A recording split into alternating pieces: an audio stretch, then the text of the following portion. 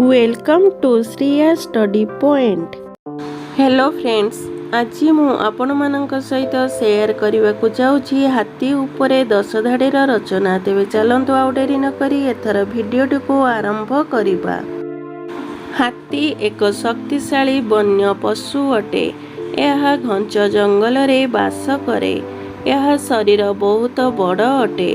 यार चारोटी मोटा गोड़ और गोटे लांज अछि। यार दुईटी बड़ कान एवं दुईटी छोट आखि अछि। यार एक लंबा सुंड और दुईटी बड़ दांत अछि। हाथी घास पत्र फल गछर डाल एवं आखु खाए। याको प्राणी उद्यान रे रखा जाए।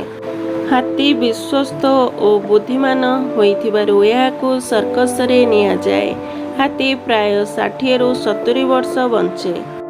Thanks for watching my video.